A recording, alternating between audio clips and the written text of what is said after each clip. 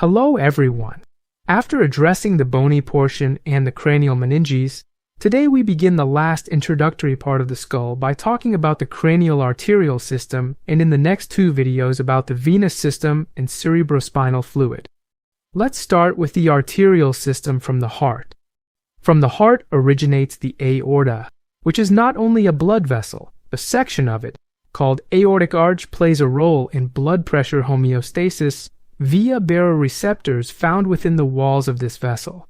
These receptors respond to stretching of the aortic wall and send a signal to the nucleus of the solitary tract via the vagus nerve, which can inhibit or disinhibit the sympathetic nervous system or activate the parasympathetic nervous system. This is one of the major mechanisms that helps prevent quick changes in blood pressure. Baroreceptors are also present in the atria of the heart and vena cava and in the carotid sinuses. We will elaborate on this topic when we discuss the vagus nerve and the glossopharyngeal nerve. The aortic arch has three major branches: the brachiocephalic artery, the left common carotid artery, the left subclavian artery. The brachiocephalic artery or brachiocephalic trunk is one of the three great vessels of the aortic arch that supplies blood to the head, neck, and upper extremities. Specifically, the artery goes on to form the right subclavian artery, which provides blood to the right upper extremity, and the right common carotid artery, which is one of the main arteries supplying blood to the head and neck. The vertebral artery is the main collateral branch of the subclavian artery. It angles posteriorly between longus colli medially and scalenus, anterior laterally, through the colli-scalene triangle, and behind the common carotid artery to enter the transverse foramen of C6.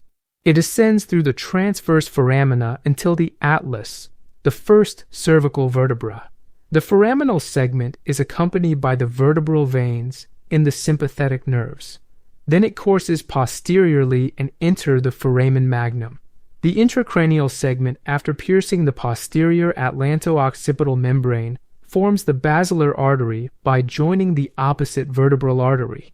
So the basilar artery arises from the confluence of the left and right vertebral arteries at the base of the pons as they rise towards the base of the brain. It travels within this groove from the lower pontine border, adjacent to the exit of the abducens nerve, to the upper pontine border in the appearance of the oculomotor nerve. It bifurcates at the upper pontine border.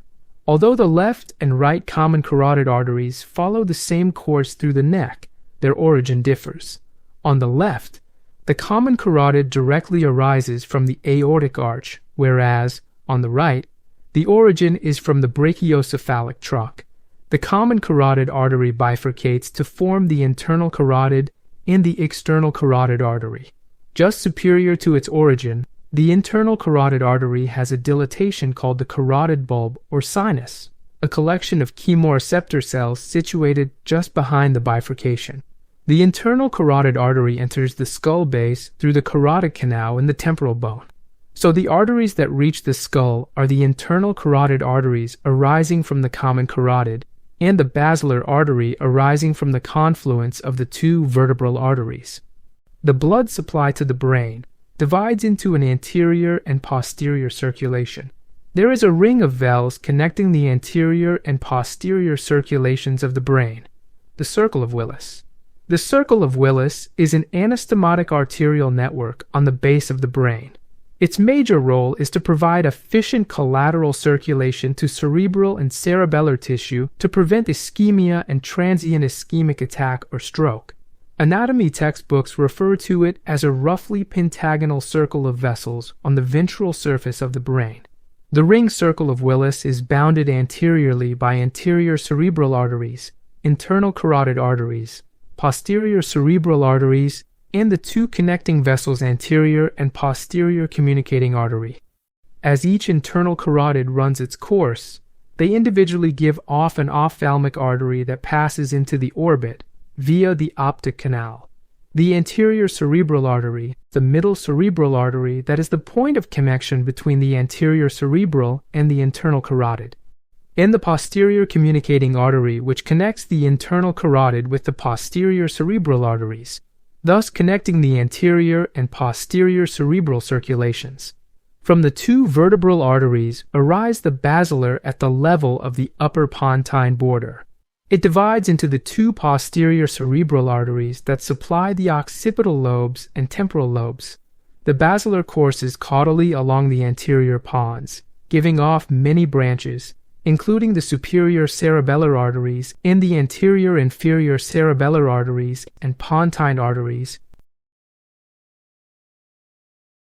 The anterior circulation derives blood from the bilateral internal carotid arteries and supplies blood to the majority of the cerebral hemispheres, including the frontal lobes, parietal lobes, lateral temporal lobes, and the anterior part of deep cerebral hemispheres. The middle cerebral artery that is the point of connection between the anterior cerebral and the internal carotid.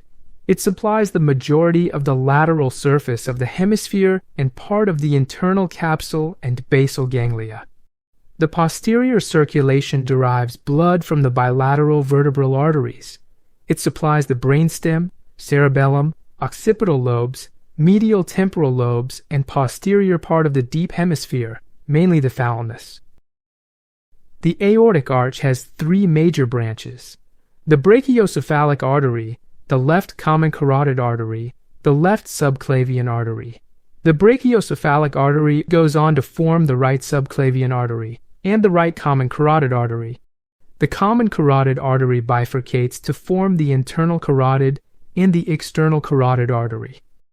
The vertebral artery is the main collateral branch of the subclavian artery. After piercing the posterior atlanto-occipital membrane, forms the basilar artery by joining the opposite vertebral artery. As each internal carotid runs its course, they individually give off an ophthalmic artery.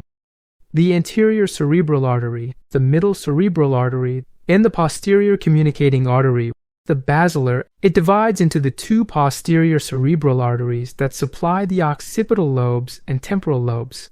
There is a ring of veils connecting the anterior and posterior circulations of the brain, the circle of Willis. If you are interested in the topic, I recommend the following videos. See you next time.